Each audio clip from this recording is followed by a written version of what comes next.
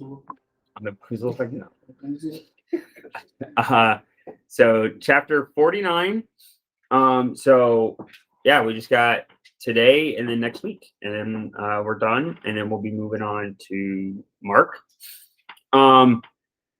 So today is pretty much just a big long blessing. But there is a lot to talk about in this blessing.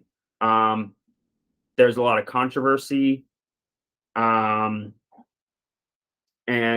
probably won't be able to cover it all from the different angles that people have. But even really bless all of them. Some of them he's just like, he sucks. Next. correct. So let's start. You're the reason why I adopted my grandson. 49. Then Jacob called his sons and said, "Gather yourselves together that I may tell you what shall happen to you in days to come." Okay, so just starting off right there, I shall tell you what shall happen to you in days to come. That's the first real like explicit prophecy in the whole Bible, right? Like you have. What about Joseph telling Pharaoh about the famines?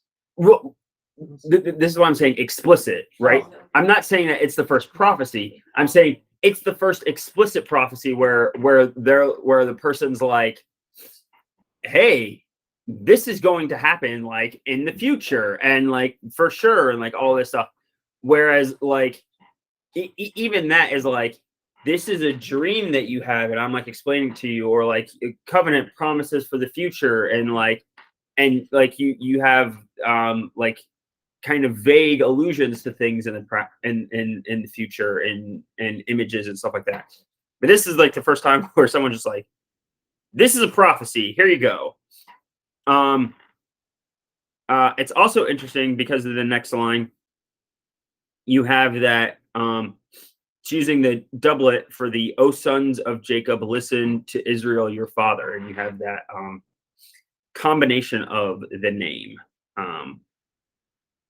But let's keep going. "Assemble and listen, O sons of Jacob. Listen to Israel your father. Reuben, you are my firstborn, my might, and the first fruits of my strength. Preeminent in dignity and preeminent in power. Unstable as water, you shall not have preeminence. Because you went up to your father's bed, then you defiled it. He went up to my couch." Okay, so before we kind of like really get into this, there's a number of different ways to kind of take this. Obviously there's like just the so it's straightforward like blessing and or prophecy about what's to happen, but they're not really they're not really even blessings, as you said. I think you're correct on that. They're kind of descriptions about what's appropriate for like what's going to happen to them. And that same kind of thing happened with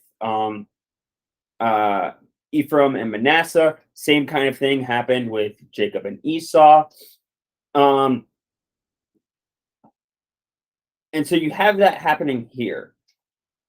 We're going to end up spending a lot of time talking about kind of the JEDP documentary hypothesis stuff in this section, because if you look up commentary for this, you'll find a lot of mixed results. The language throughout this prayer is very confusing to people, and it's very confusing in the translation. There are times where there's not very good and clean translations, and part of that is because and that's one of the things that lets people know, okay, and we've had this with like other sections, right? Whenever there's kind of like a prayer or a song or something like this, and kind of like a poetry, it's like, this thing is old. right? Like it's old, it's different, and you have that going on kind of in this whole prayer or blessing of Jacob. The way the part of the where it shows up first in this section is the preeminent in dignity and preeminent in dignity and preeminent in power. Like if you just read that in the ESV, that doesn't sound really negative, right? That sounds like a positive thing, but then followed up with the unstable as water, you shall not have preeminence because of like what you did, right? And this is an event that's referenced earlier, right? Whenever Reuben sleeps with I believe it's Bilhah, who's the mother of Dan and Naphtali, I believe. But actually, and this was across the board, both from like the more conservative, more conservative commentaries to even the more liberal ones, both agreed that that's actually probably not the best translation of dignity and power, and it's probably something more like where to have it like fury, like pride and fury, pride instead of dignity and fury instead of power, and those are actually supposed to be a part of the like kind of curse, and I'm putting curse in quote marks there, right? Because it's really hard to understand, are these blessings, are these curses? And that's one of the things that people are arguing about a lot kind of in the commentaries. And this one, most people are like, no, actually, even the preeminent in pride and the preeminent in fury are meant to be associated with the kind of curse that gets applied to the next two brothers as well, because the next two brothers are called out for their fury or for their anger, and basically everybody's going to relate that to the incident that happens at Shechem. But it seems weird, like that you would call out the second and third brother for that incident, but you wouldn't call out the first brother for it. And I think if you kind of read it in that light, you kind of see that the curse is sort of doing both of those things, calling Reuben out for the Shechem incident and also calling him out for the incident with Bilhah. Now, that being said, as we're reading this, like I said, looking at it from the lens of like JEDP liberal scholars, we have to remember that they view things more from the standpoint of these stories aren't really about individual people. They're about the tribes in and of themselves. And we've talked about that like, okay, there's a level of that's okay to think about because there is that association between the entirety of the tribe and the person. But that still doesn't explain why these stories are like framed as individual people. And as we get into it, as we talk about it, that's going to become even more muddy. But I wanted to read one section of it, which is an interesting thing that I want us to all think about, which is, okay, so this line right here. No reason can be imagined why the vista of future disclosed to Jacob, right? Because Jacob is giving a prophecy here, should open during the settlement of the tribes of Canaan, right? So the critique that they're giving is, why is the prophecy in this section specifically about what's going to happen to the tribes during the settlement of the tribes in Canaan and suddenly close at the reign of about David or Solomon? Why trivial incidents like the maritime location of Zebulon or the royal dainties produced by Asher, or even the loss of tribal independence of Issachar should be dwelt upon to the exclusion of events far greater to national and religious importance, such as the Exodus, the mission of Moses, the leadership of Joshua, or the spiritual prerogatives of the tribe of Levi. I think that that's actually a rather good point that they're making here. I understood the words, but he lost me after Issachar. What's exactly his point? Okay, so his point is, so as we read this whole thing, right? Jacob is giving a prophecy about what's going to happen to the brothers, Right. but the prophecy that he gives are based about what's going to happen to them is basically never about the individuals. It's about what's going to happen to their tribes, right? But very specifically, it's not what's going to happen to their tribes forever. It's what's going to happen to their tribes during a very certain period of time. And that period of time is resettlement in Canaan, which is way after when this is supposed to be happening in the story. And right at the end of the David and Solomon's reign. Now we're going to get into it. It's arguable that the prophecy might be extending beyond that. We're going to talk about that. But that's a good thing. Like that's a good thing for people to know, or for us to know and be aware of, that when people are being critical of this section, that's what they're doing. So I guess we hit the asteroid. Yeah, Getting a We're real pretty good close. shot of that one rock. very personal. How large is Oh, it just Oh. They're giving us the no. GoldenEye N64 treatment. I guess the camera was on the front of the missile. I mean, that makes sense. Oh, shit. Man, How big is the astro pit they hit? They hit the small one, but how big one? what? They hit the small They're one. going for the small one, I guess. They hit At least 3 Why did they hit the big or one? 4, probably. maybe 5. Whatever. That doesn't matter. Okay. Take it off now because they're gonna distract me. How do I? There we go. Okay. So where So was he's saying, I just feel like there wasn't a point in there. He was like, we focus on this, but not on Moses or Okay, Joshua. because but why? their point, right, from like the real scholarly point, is that these prophecies, their standpoint is that these prophecies are written after the fact.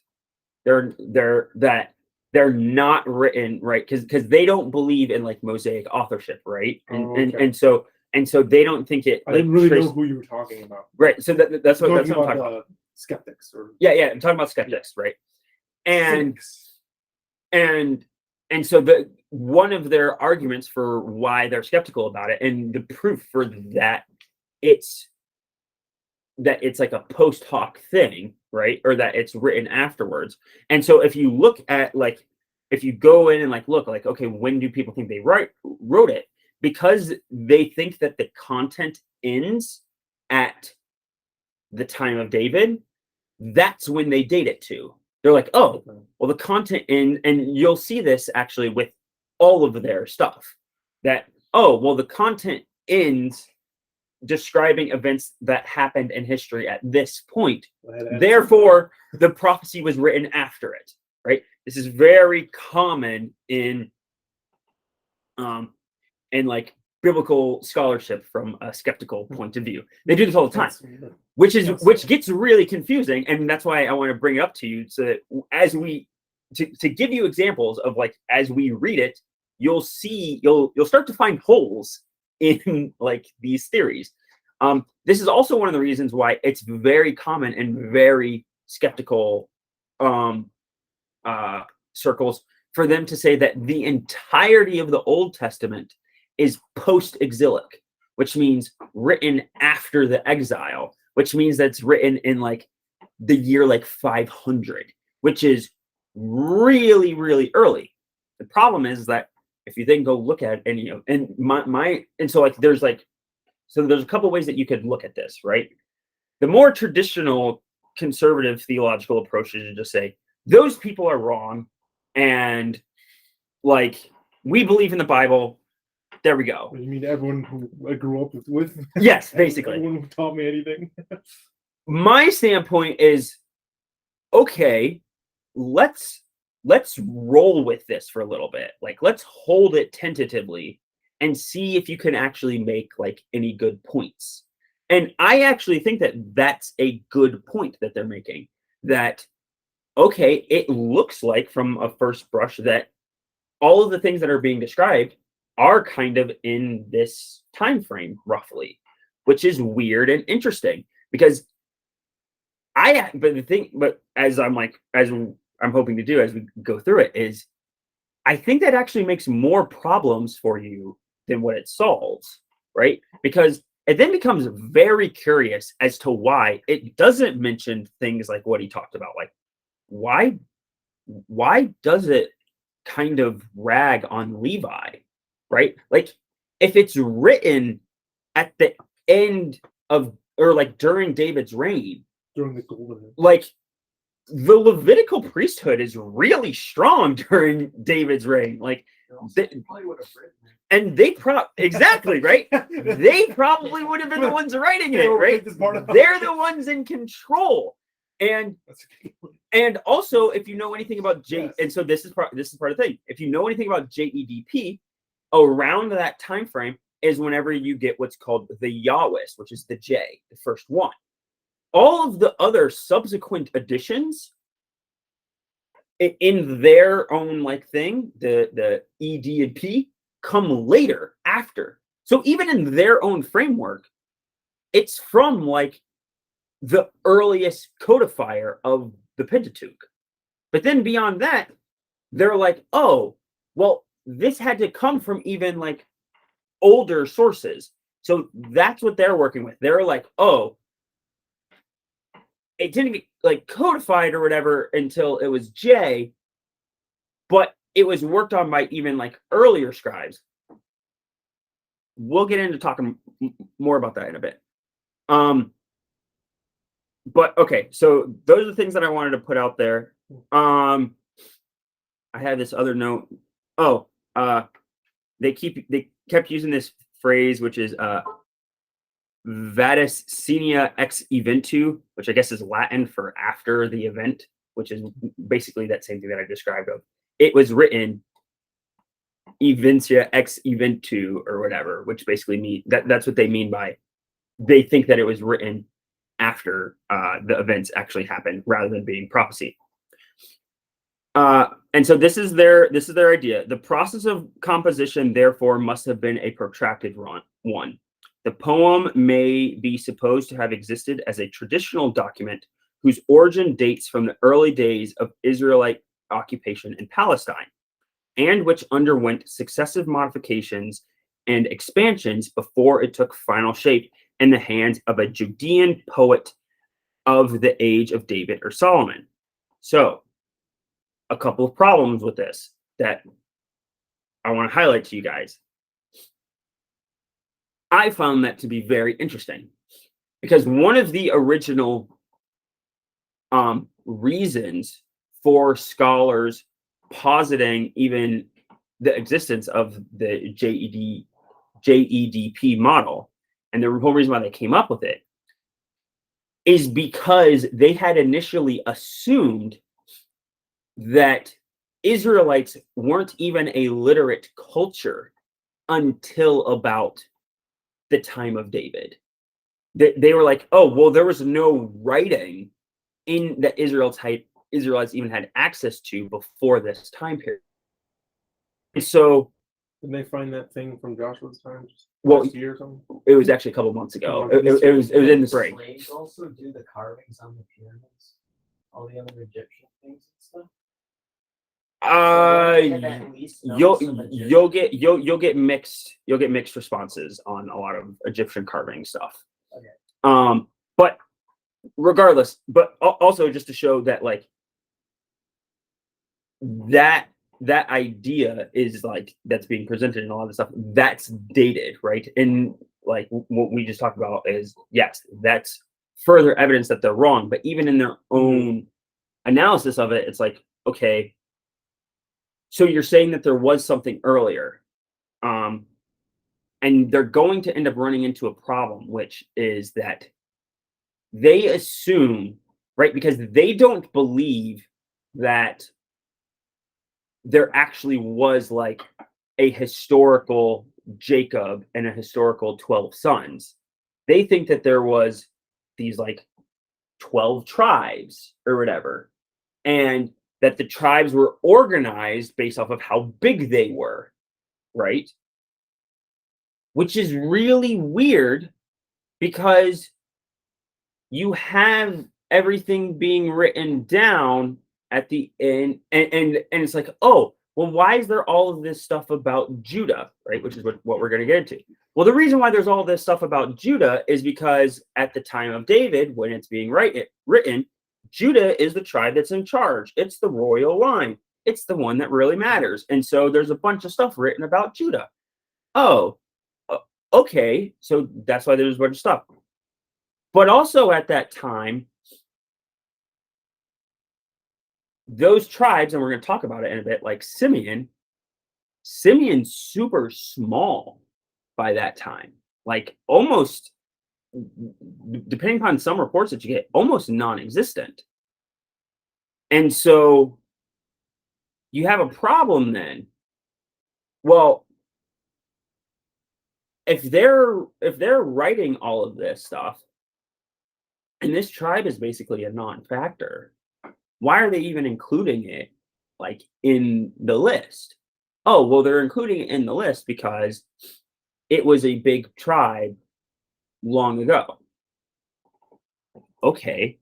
Well, if that was the case, like they're writing that they're like the head people now and they're big, but in order for them to know that, right? In order for them to know that they used to be a big tribe, they would have had to have like sources, right? That said that. They would have like, because or some method of tracking that they used to be a big tribe. But if they used to have tracking, but they had tracking that said that they used to be a big tribe, why did they have tracking? Why would they have tracking that said we used to be a big tribe? And well, like we don't have evidence that, like what I'm trying to say is whenever you're like mapping this on to like we had this position in the family order and that therefore meant we had this big tribe, you're assuming that based off of like the position in the orders. But every single time that you have it written, actually most of the tribes that were first end up becoming like last, right? They're like the smallest tribes. And so you have a problem with like you have the thing being written at one point in time, but you're saying that they got all of their evidence from this previous point in time, but also we know that it had to be written because it was written again after the fact at this point in time. And so you have a disconnect between how you're trying to like explain your theory about like, did they have sources that went back that told them all of these different things, or did they not have sources? And are they just saying it for their own propaganda, right? And so you have that problem going throughout it. So let's get into the specifics. What I think of is, I mean, the argument of like, oh, that's why Judah's so hyped up. But at the same time, if you think, well, let's say that this was prophetic. Judah's so hyped up because it is the line of Christ.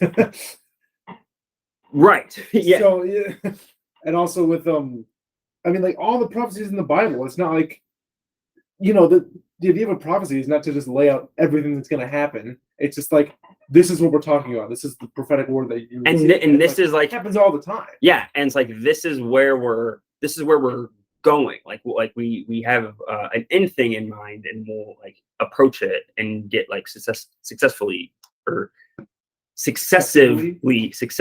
closer to it. All right, next section. Simeon and Levi are brothers. Weapons of violence are their swords. Let my soul come not into their counsel. O my glory, be not joined to their company. For in their anger they killed men, and in their willfulness they hamstrung oxen. Cursed be their anger, for it is fierce, and their wrath, for it is cruel. I will divide them in Jacob and scatter them in Israel. Okay. So this is this is the only time that a pair of brothers are kind of like given their like blessing / curse together. The one commentary that I always rag on literally words it as this, that he says that this has a dual nature. It becomes a curse for Simeon, but it becomes a blessing for Levi. Why? I don't really know. I think he ends up saying that it becomes a blessing for them because of the faithfulness of this tribe during the rebellion of the golden calf that turned this into a blessing. That seems really strange to me. It's a stretch. That seems really strange to me. It seems like a curse, but yes, it is true that they both get, and this is part of the thing too, where it's like, okay, if you're saying that this is being written like at that time, why didn't they rewrite it? Right? Because they in conceivably in David's time, they have access to Exodus, right? Like they have the Pentateuch at that point. Why didn't they rewrite this line to explicitly be, oh, Simeon, this is like gonna be a curse, but a similar effect is gonna happen to Levi, but it's gonna be a blessing to them. Either way, Simeon, by the time of Numbers, gets counted in Exodus, goes from one of the largest tribes, so I have it in my notes, goes from, they started out from Egypt as the third largest tribe in Numbers 1, but by the end, because that generation dies out, right? At the second wilderness census, they 63% of the tribe has perished, and they have become the smallest tribe. And so because of that, they get one of the smallest, Simeon gets one of the smallest land allotments, and also Levi just straight up doesn't get a land allotment, right? They're instead given various sanctuary cities. Also, most people relate what he's talking about here of the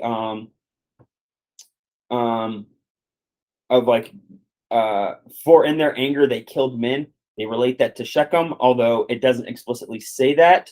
Also, there's a lot of confusion around the line, and in their willfulness they hamstrung oxen. People take that to mean that they were like just killing animals for sport or something. It's some kind of, says they crippled them for sport. yeah, it's some kind of like animal cruelty thing. We'll keep going. Judah, your brothers shall praise you. Your hand shall be on the neck of your enemies. Your father's sons shall bow down before you. Judah is a lion's cub. From the prey, my son, you have gone up. He stooped down. He crouched as a lion and as a lioness. Who dares rouse him? The scepter shall not depart from Judah, nor the ruler's staff from between his feet, until tribute comes to him. And to him shall be the obedience of the peoples. Binding his foal to the vine, and his donkey's colt to the choice vine. He has washed his garments in wine, and his vesture in the blood of grapes. His eyes are darker than wine, and his teeth whiter than milk. Okay, So this whole thing has a lot in it. So you got the so also it's the first one that sounds like an actual kind of blessing, right? Like your brother shall praise you, right? Judah's gonna kind of become preeminent. Your hand shall be on the neck of your enemies, right? You're gonna have control over them. Then there's this comparison to a lion. We haven't discussed it yet, but I'll go ahead and mention it here. There's a I don't know a lot about this, mostly because it's very hard to find good, clear information on it. But there is some evidence of Jews using zodiac symbols. Now, just because Jews are doing this doesn't mean that it's necessarily that it's like something good or something that we should do. There's plenty of evidence of Jews in the past doing plenty of things that we should not do. I was right? literally just thinking that to myself as a joke. I was like, "Oh, what if the Jews treated their whole Jews who fell from God treated their lineage as their zodiac, like, oh, because I'm from Reuben, I am like this, and I will show worship." I literally just thought of that. But I wanted to let you know it because it does come up in various places, Possible? and it does come up in if you've ever heard Michael Heiser, who I've talked about a lot, and I like a lot of his stuff. He has this whole thing about very specifically, like he thinks that we know very specifically the day that Jesus was born, and he puts it at like. It's ironically enough, it's like September 11th, like 4 BC or something like that. And part of how he does this is because he's using John's description in Revelation, and then he's also using things that people know about zodiac or Jewish zodiac astrological interpretations of things, and then he's putting that data into they're kind of popular. They have like these programs that you can like put in, and you can literally like type like kind of like any date, and you can see what the night sky like looked like at what that date was, because everything has like predictable paths and everything. And so you can find that. So he podcast. did that for September 11th, 4 BC? So he did it for he was trying to find certain signs in the sky matching up with descriptions that are in Revelation. Oh. And whenever he like did that, and like because you can like move it fast and stuff and like everything, like the date that it kind of all lines up is like September 11th. I believe it's 4 BC. I might be off on the year, but I remember that September 11th because everybody brings that up. But in that, Judah is usually associated with Leo, right, and the lion, and that comes into and gets he uses that in because there's like a Leo constellation, there's like a star in it, in like a particular spot and in a particular arrangement with like the other constellations and like all this stuff. And I'll go ahead and run through those. They relate Simeon and Levi to Gemini because you have like that like twin thing going on, right? And that's in there. A couple of the other ones have allusions to animals. Issachar, there's a reference to a donkey. Dan has a reference to a snake. Naphtali to a doe or a deer, although we're going to talk about that. And then there's other lists like this actually in Deuteronomy. And in that list, Joseph is related to like a bull a lot. So everybody like relates that to Tauros.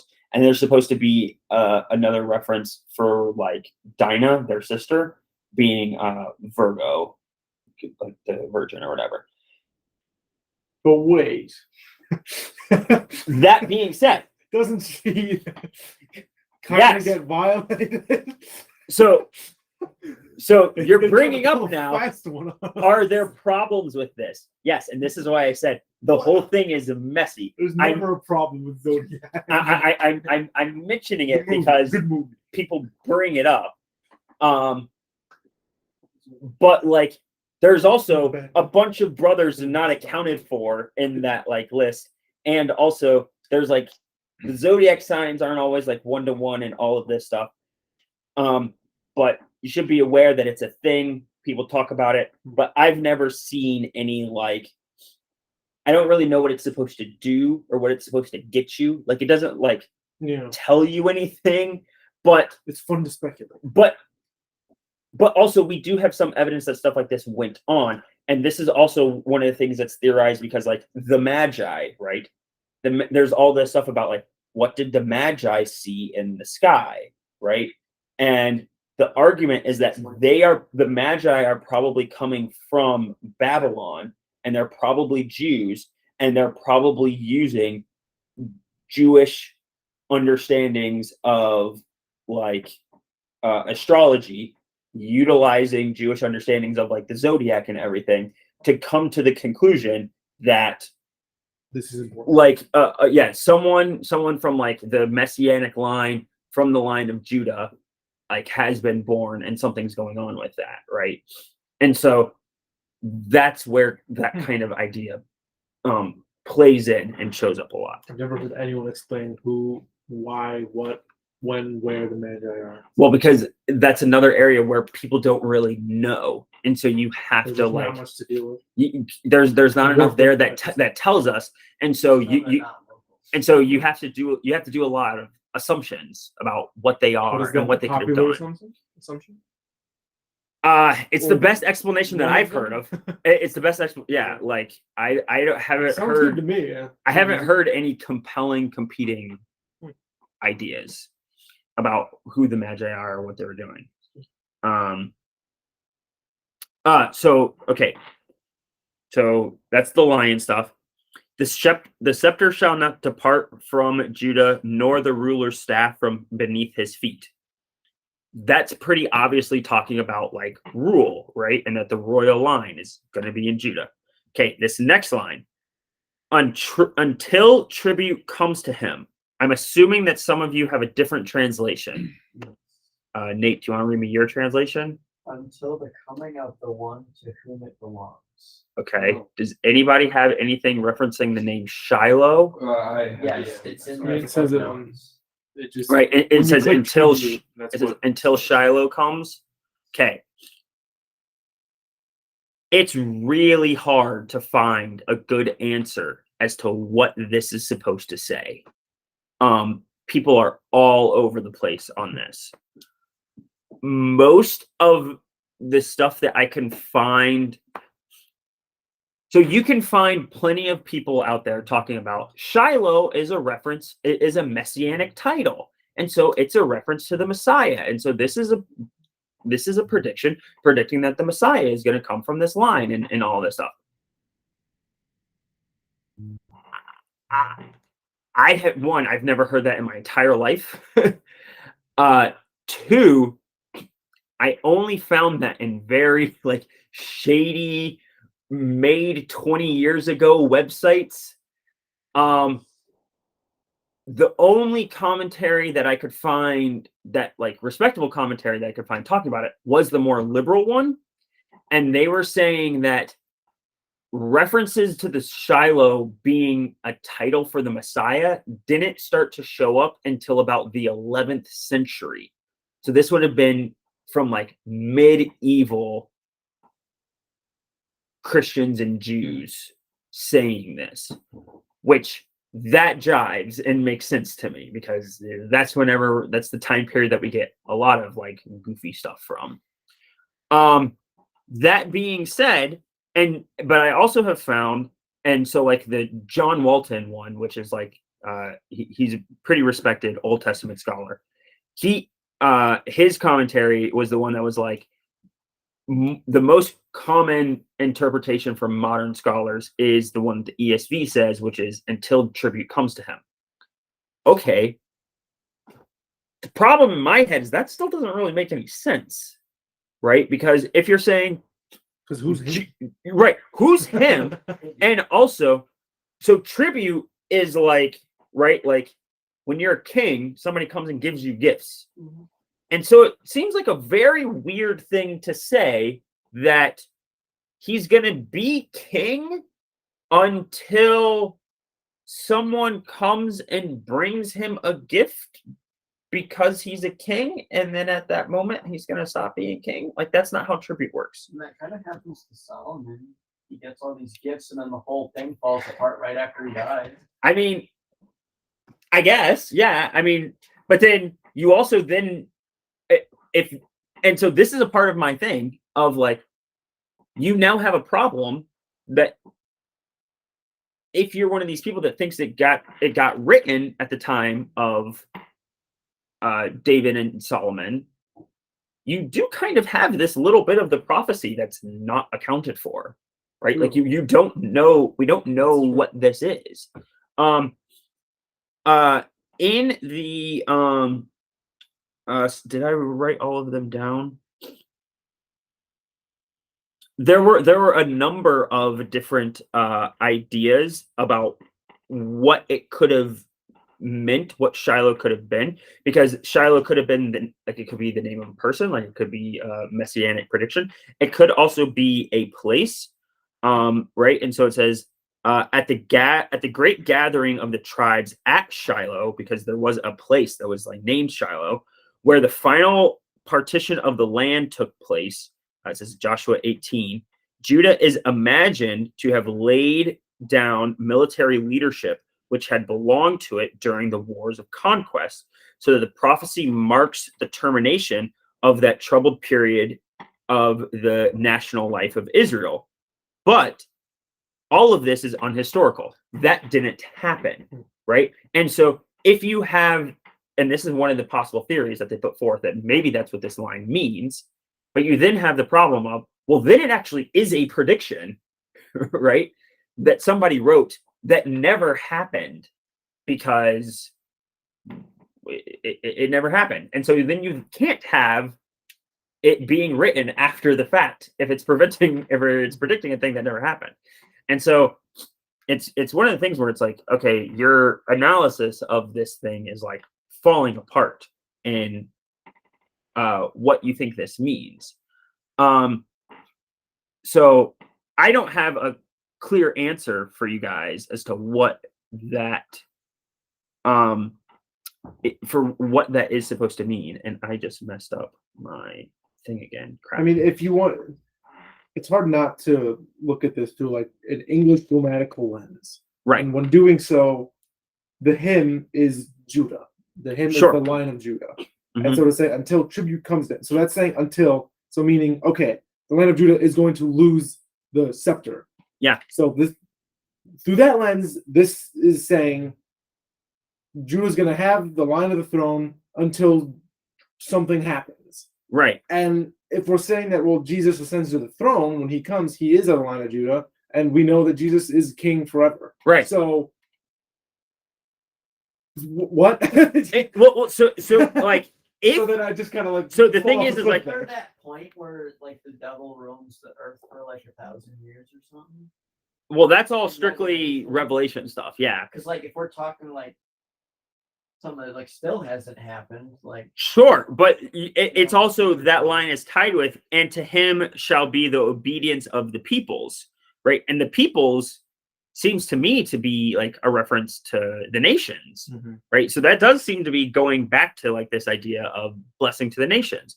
And so to me, that line, it does seem to be future seeking and messianic. And like, I understand why people don't want to insert Jesus into here, Yeah. but I do kind of think that Jesus is not. sort of the only thing that like makes sense as to both parts of that of, well, he's going to be ruling for this time period, and then something happens that makes him stop.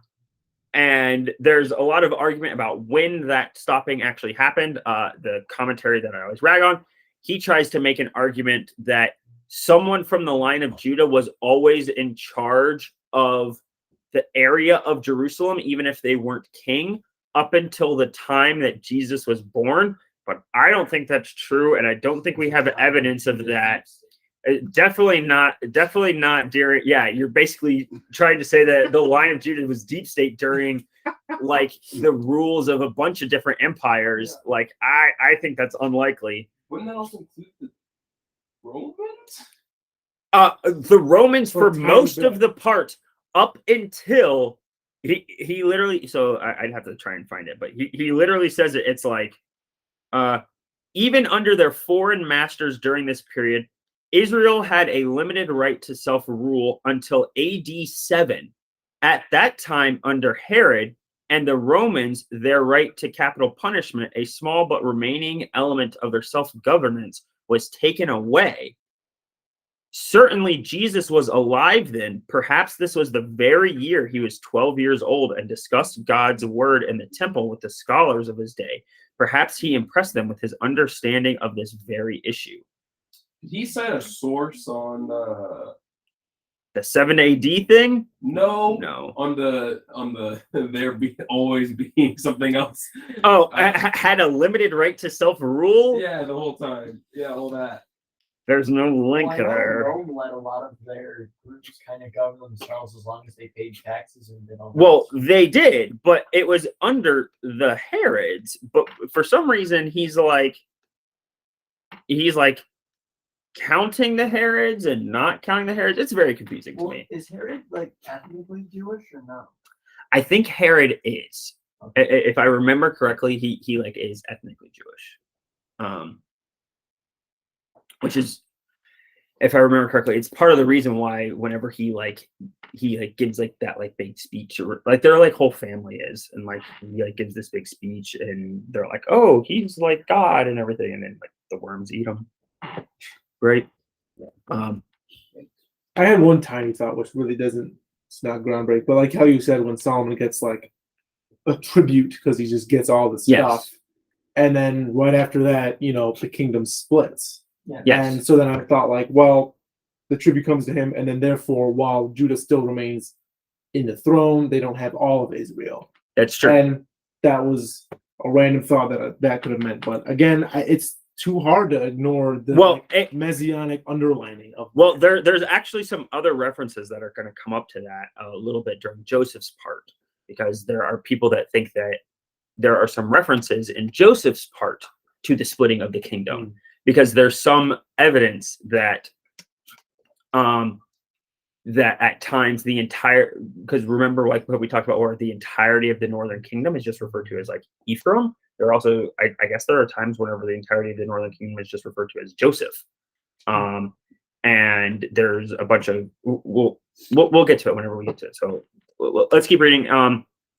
Also the part about the donkey and the vines and all that whole thing is supposed to be a line about there's so much wealth and prosperity in the land that they're able to use wine vines as like their ropes, like for their donkeys, and they have so much wine that they can wash their clothes in the wine.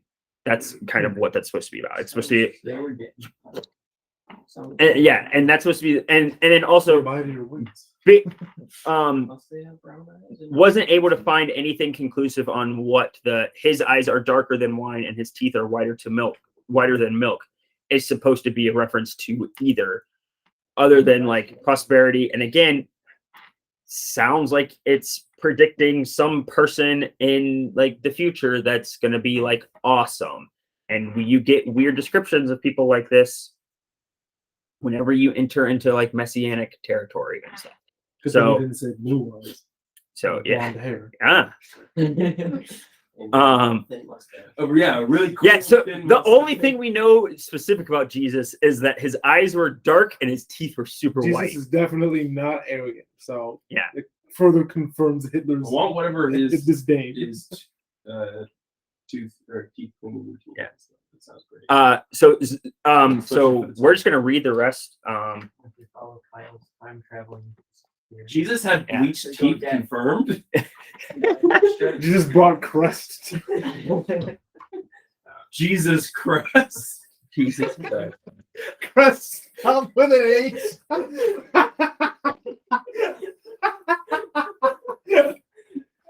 pretty sure that's blasphemy. I don't think I should allow you guys to come anymore. All right. God, you're gonna have to put a little bleep in over Yeah. there. Sorry. We weren't supposed to give the free advertising. I'm Chris. We need a sponsorship. NordVPN. Which one? So Zebulon shall dwell at the shore of the sea and shall become a haven for ships, and his border shall be at Sidon. Did you lose your place on that? I did, so that's why I'm just reading it. Yeah, you get a prediction that Zebulon is going to be a port city. Like, That's all right. Okay, like that's an all right Compared to some of prediction, them, I guess. I take it. Yeah. Pretty good deal. Issachar is a strong donkey, crouching between the sheepfolds. There's a lot of I couldn't find anything clear about what the definition of sheepfolds was like supposed to be. He saw that a resting place was good and that the land was pleasant, so he bowed his shoulder to bear and became a servant at forced labor. So I guess there's supposed to be like an understanding that Issachar He's a 9 to 5 kind of guy. Yeah, I guess like hard workers. But that they also might have been in kind of like an area where they were targeted a lot by foreigners and captured as slaves. But I didn't see any like other links to like where that might have gotten referenced elsewhere in the Old Testament. Dan shall judge his people as one of the tribes of Israel. Dan shall be a serpent in the way, a viper by the path that bites the horse's heels, so that his rider falls backwards. I wait for your salvation, O Lord. So this is kind of interesting. I've mentioned to you guys the idea that in the tribes of Israel lists in Revelation, Dan isn't mentioned. And there's this kind of esoteric theory that Wasn't he that- one of the servants' sons? Yes, he is. Yes, I believe his mother is Bilhah. And the idea is that there's a theory that people have that maybe the Antichrist will come from like the tribe of Dan and everything, and that's why it's not mentioned in there. And part of why people do that is because of this association between Dan and the viper. And so they're like, oh, it's like Dan and the serpent in the garden is bad. Therefore, Dan is bad. But it's unclear that that's what this is talking about, because actually, in a way, this is kind of like a good thing-ish for Dan, right? Dan is a rather small group, but they end up taking over that northern town, and they seem to be actually kind of well off militarily. And I haven't found anything about this specifically, but it seems to make sense as from what I know about the area and everything, that it was very common that and I found a bunch of stuff about like arguing about dating within reference to this, because there's a lot of arguing about when domestication of horse riding became a thing in Canaan. But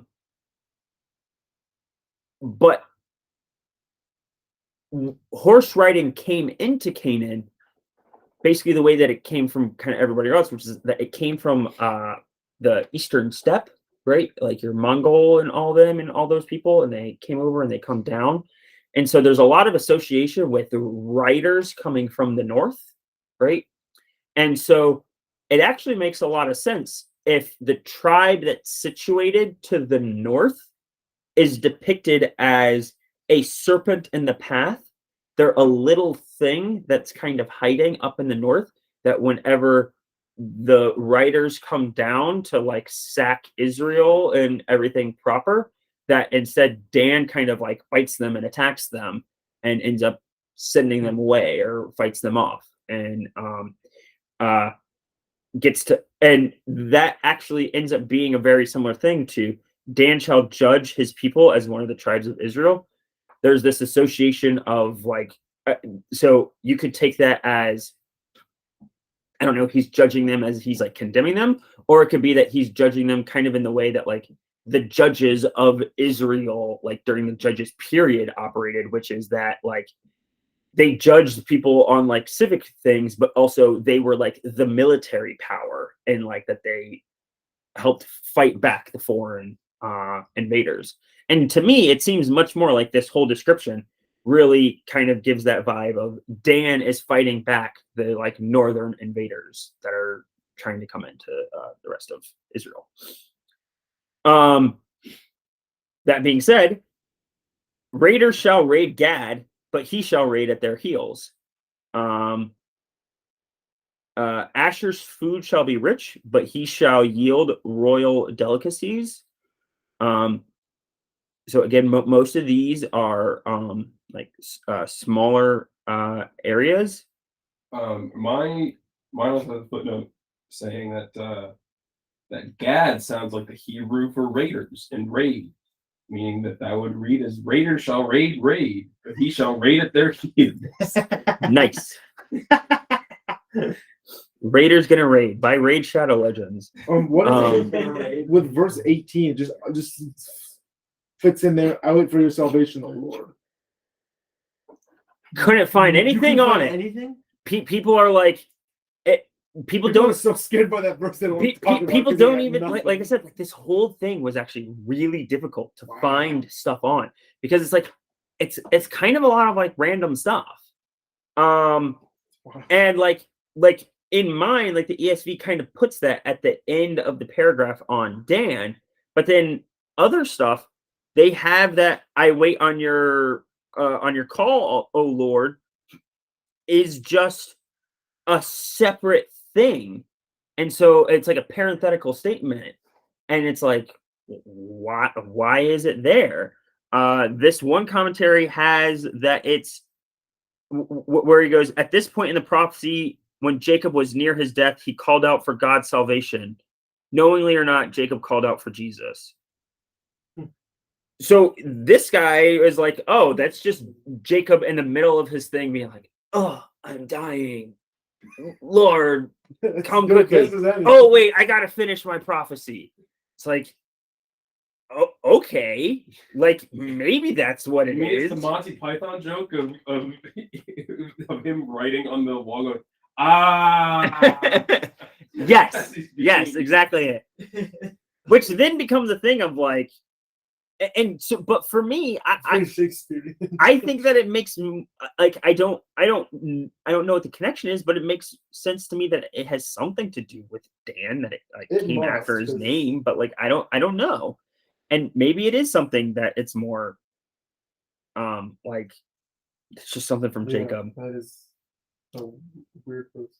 And in the long section on Joseph is a fruitful bough by a spring. His branches run over the wall. The archers bitterly attacked him, shot at him, and harassed him severely. Yet his bow remained unmoved. His arms were made agile. Oh no, I lost it. His arms were made agile by the hands of the mighty one of Jacob.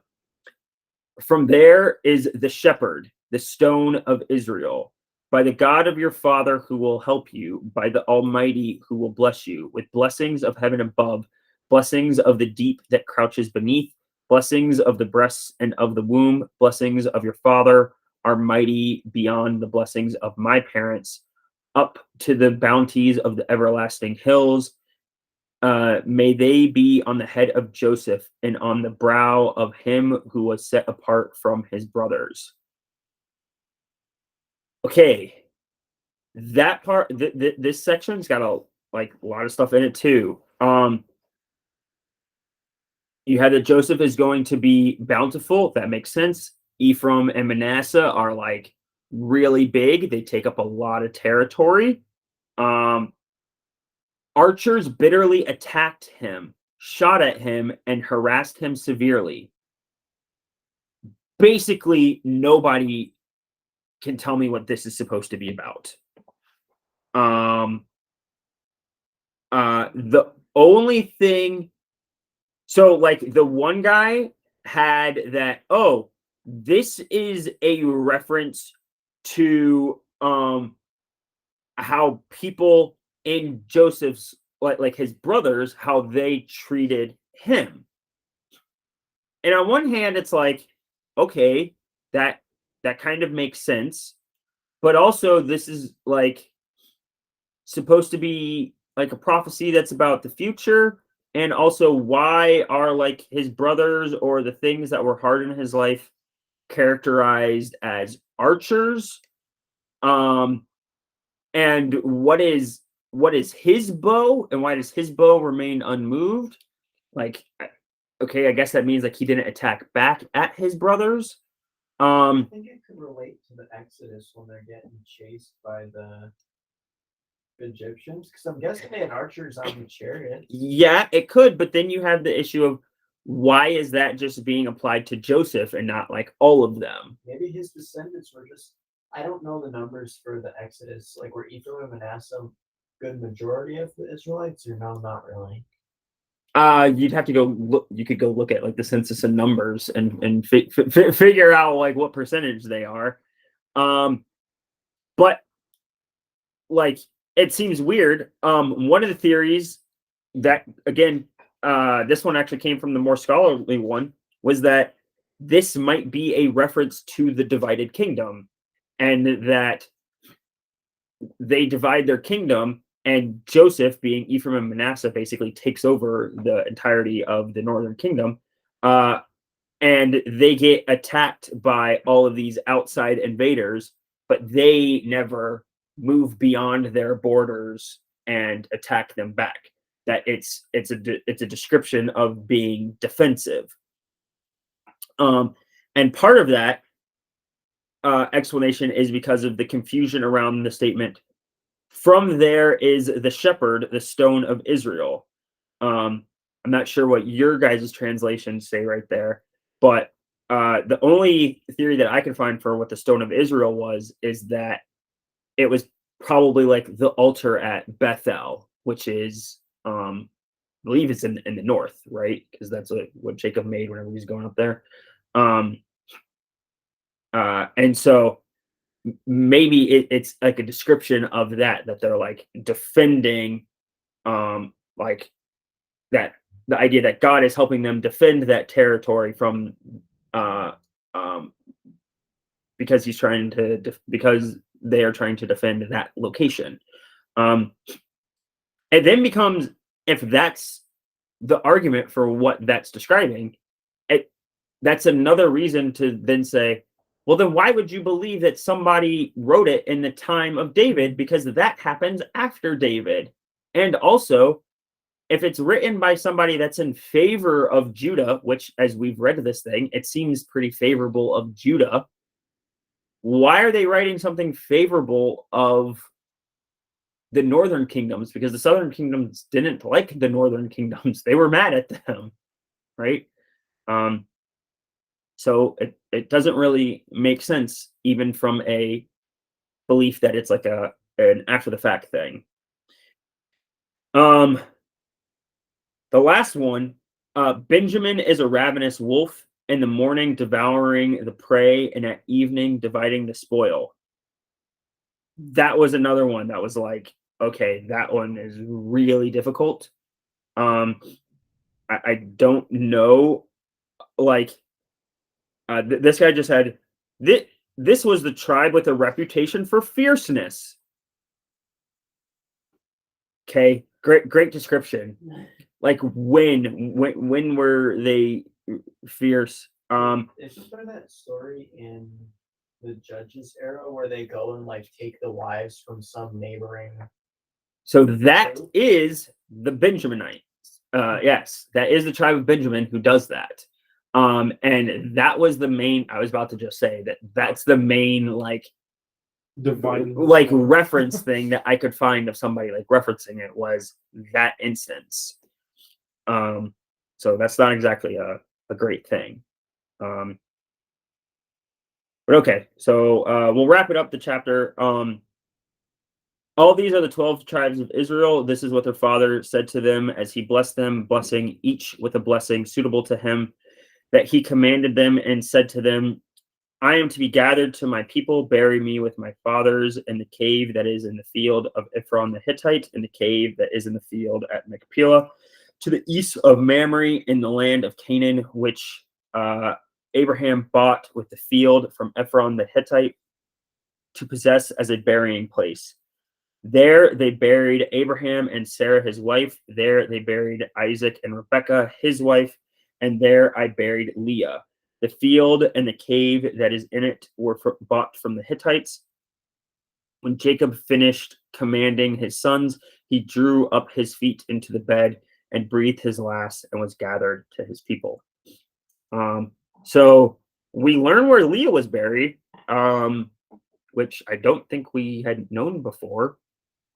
We just heard that she had died. I don't really have anything for that. We heard that Rachel. I heard that Rachel died. Yeah, I guess Where do we we hear didn't that? hear that Leah died. But now we don't hear where Rachel was buried, right? Rachel was buried on the way. Oh, On the okay. way, somewhere on the way. She's buried in a different location. And yeah, so I didn't have anything else. So questions, comments. I just thought it was, of course, like we know Joseph is kind of like, the favorite. But I was looking at the thing with the arrows and the wall or whatever, and he stood his ground. And his bow didn't move. Right. And but it says it says that clearly in the past tense. Of course, I don't want to get into how does Sure. ancient Hebrew deal with tenses versus now? How can you map that on? I don't know. But in the end, it says he did this, and then I looked back and I'm like, okay, well, how do they deal with like the blessing in tenses? And like I see that only a few of the others that are blessed are things are said about them in the present, Of what they did in the past. or maybe what they did in the past, but never past, present, and future. Joseph gets all three, which is really in the end just something I picked out. It was I couldn't come to any conclusion, and in the end, it's tough for me to look around the fact that it said Joseph did these things, and meanwhile he is these things. Meanwhile, he shall have, or he shall become, or be these things.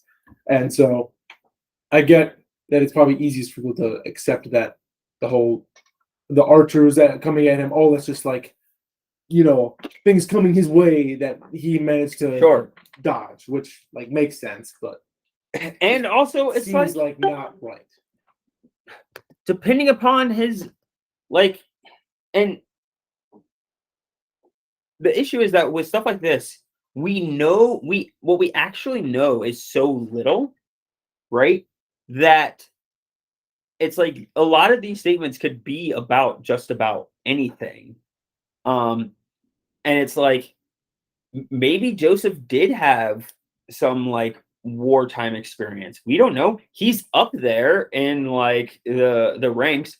We know he's director of agriculture. Maybe the director of agriculture gets a battalion of people that he fights with, and maybe that happened during Jacob's time alive. He was alive for 17 years. Well, they had to protect at least like the storehouses and all that, so he had to Right. do some sort of So maybe he did do like some stuff like that. So like it's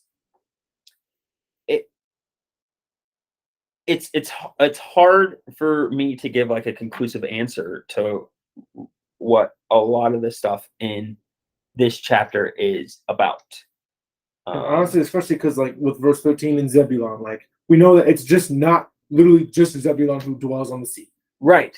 It's the line of Zebulon. Yes. So then when we're talking It's about very Joseph, clearly about the line. right, Yeah. but then you talk about Joseph and it's like it doesn't seem like he's talking about the line having done these things. Like that's future, present, perfect. So like, it's like in the future you will have done this. It's like why are you doing this confusing like syntax? Why it doesn't, it's you get lost. And that's what I tried to say, where I was like, there's a lot of people struggle with this passage, and a lot of it comes into like the grammar of certain aspects of it, like the grammar and the wordings and the translations, and it's why you can end up with wildly different stuff on different portions of this, because they're like, we don't know how to always take it. It's like even critics don't know what to do. Yeah, they're like, we don't know what to do with it. And then even like the more like conservative types are like, we don't know what to do with it. Like it like it's difficult. But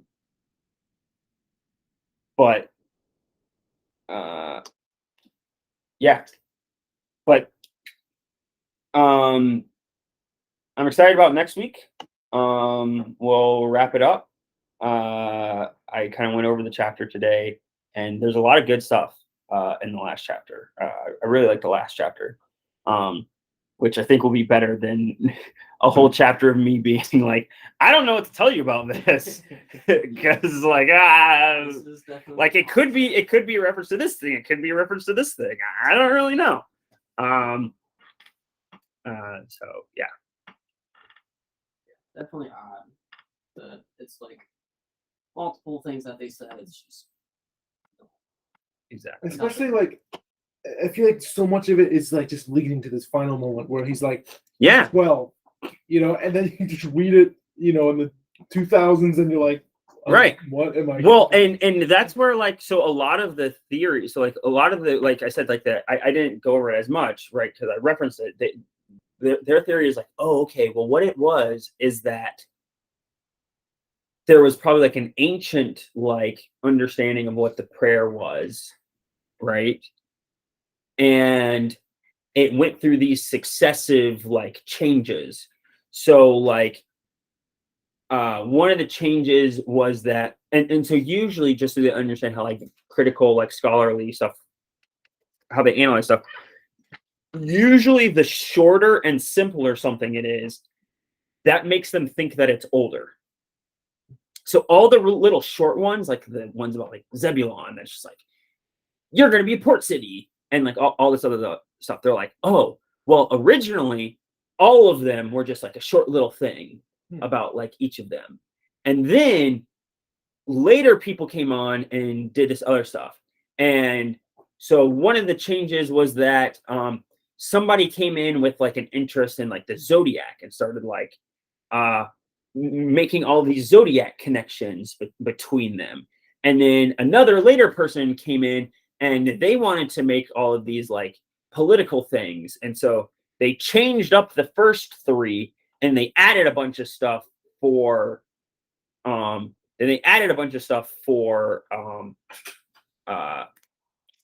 Judah. And then another person came along and they added stuff for Joseph.